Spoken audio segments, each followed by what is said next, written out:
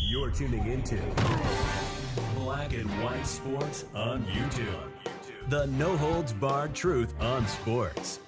The main event starts now. For as great as it was for Colorado to come into the season and start against a ranked TCU opponent and, of course, end up winning that game, a game in which I believe they were something like a 20-point underdog, last night's disaster may have brought them back around full circle to feeling like they have broken even. This team is now 4-3, and Colorado football suffered the worst lead collapse in the history of Colorado football last night. Unimaginable, but they blew a 29-point lead. And there's been, of course, some reaction, and we'll show a couple of things that happened in the game that really caused this to break down. They were up 29-0. This is Shedeur Sanders right here that's going to drop back in double overtime, and he is going to throw an interception into the end zone on the left side of the field, and he throws the football. This was not a great idea, all the way across the field, and when you do that, that is a very poor choice. We know that. Shedeur Sanders has visions of being an NFL quarterback, and just ask Mac Jones how bad of an idea it is to throw a football across the field like that. You will get picked off. Now that brings you down to what happened here. This is Joshua Carty with the game-winning overtime field goal from the 31 that sent the Buffaloes home with a loss. It turned out to be a nightmare scenario. It ended up being 46-43. Look, Ashton Daniels, 4 touchdowns and 396 yards for Stanford. The fact is, no matter what, it's a disaster because it affects two things. Number one, you got beat by a team that you should have beaten. All right? Without a doubt, Stanford came in 1-4. I had this as a win on the Buffalo's schedule. And why is it so important? Now your season, which looked like it was heading towards at least getting to some kind of a bowl game, that bowl game is now in jeopardy. And when I say some kind of a bowl game, insert miscellaneous bowl game here. We all know there's a million names for a million different bowl games. But you've got to win 6 games, and Colorado is now 4-3. And when you look at their schedule upcoming, it doesn't get any easier.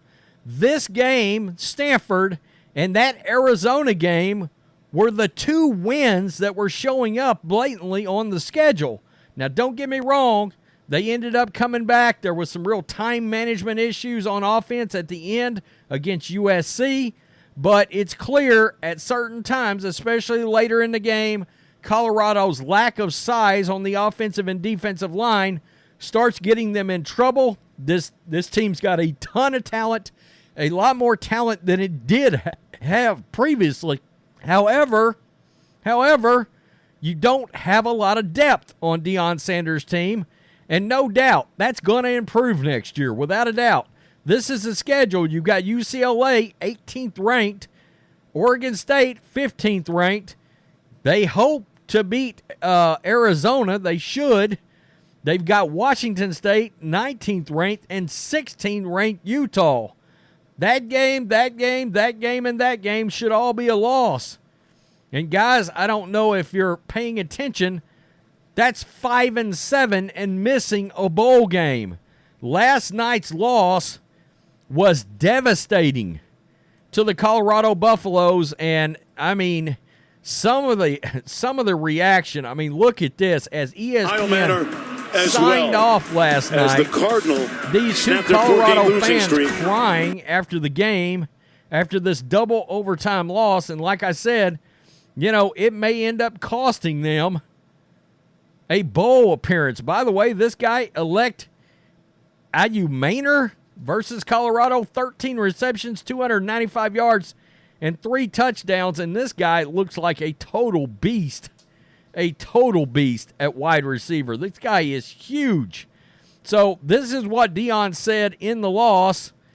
Let's listen to it right here. Well, we didn't play well, not just Travis. I think it all started when we gave up on the 97-yard touchdown, which was flat out ridiculous. That's when it all started. That's when all the foolishness, all the complacency, all the mess started. I mean, how in the world we give up Jesus? Okay, so Deion, they gave up a 97-yard touchdown, and he believes that was part of the beginning of the end as to what happened, allowing Stanford to come back in monumental fashion. This was a terrible loss. I mean, they're getting dragged. Stanford showing up out of nowhere in the second half of the game. This great video of the raccoon saying, "Ta-da, I'm here," out of the dumpster fire. Yeah, there's no fire, but let's be honest. When you blow a 29-point lead, it is not only trash, not only garbage, but it's a dumpster fire. It just is. And it's an absolute nightmare. This guy right here looks like he decided to spam X about this loss. Guys, the last time and the biggest previous blown lead in the history of Colorado was against Kansas in 2010. Colorado squandered a 28-0 lead at Kansas. It's unbelievable. Quote, "I talked to them about the old cliche people say it's 0-0, but that's not true," Sanders said after the game. "It's not 0-0, it's 29-0. I felt complacency going into the half because we stalled offensively, gave up some yardage as well. Just didn't like how I felt going into halftime. We came out, and here comes complacency. Here comes that team I can't stand, that you can't stand. You can't understand how in the world that happens to us, but it did." Quote, "From youth on, I don't remember being up 29-0 and losing a game." Look, Deion Sanders is arguably the greatest NFL cornerback ever, among the greatest upper echelon of NFL Hall of Famers ever. And Deion's just saying, this shit's not supposed to happen to me. It's not, even as a coach. Well, it did. I really don't. This is a little tough for me. We have no choice but to go forward. That's life. We didn't expect it. We can't sit down and have no pity party.